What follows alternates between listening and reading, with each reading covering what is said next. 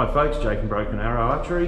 Today I'm just going to talk to you about quick tuning your bow, setting up like the center shot, knock height, even setting your pins on your sight so that you can get, if you're putting all this new on your bow and you want to get it quickly set up so that you're shooting somewhere near the target, there's a quick way to do it. So the first thing we want to look for is that we're running our arrow through the center of the bow. Now the center of the bow, or all bows, is dictated by what we call these two holes here. Some bows only have one hole, but they're a burger button hole, what they call those. So what we want to do is set the arrow height up so that the arrow is like that. It's running directly through the center of those burger button holes. If it's too high, like if it's running above like that, it's not running through the center of the bow, and again if it's running too low, and I'll just lift the thing up so you can see the holes there, that's too low. So you want to ideally run that so that the burger button holes are hidden behind the arrow if your arrow is thick enough. You want your arrow to be perfectly perpendicular to the string.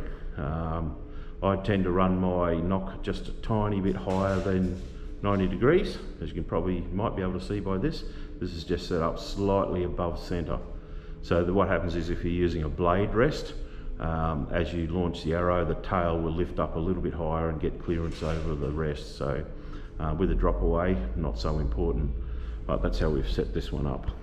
The next thing to look for is that you're running the rest in its left to right position straight down the center of the bow. So the way I do this is I do it visually. I look down the bowstring along the hand grip, make sure it's running central down the hand grip. It depends on the shape of the grip, of course, whether some of them bulge out left and right, but you can see where the main part of the riser is. You want to run the string top to bottom, straight up the middle of the bow. So you stand there, close one eye, look straight there through the string, then make sure that arrow rest is central, like that is, and then hidden behind that arrow rest, if you've got an arrow knocked on, is the arrow is hidden directly in line with the string. So you can see that it's not hanging out to the right like that, and it's not hanging out to the left like that. That means you need to adjust your center shot. So you want to set it all up so the string is central on the arrow and central on the bow.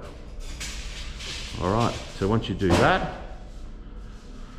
you should be good to go. The other thing to quickly look for is if you're shooting pin sights, and I'll just go back over here, is line that up directly behind.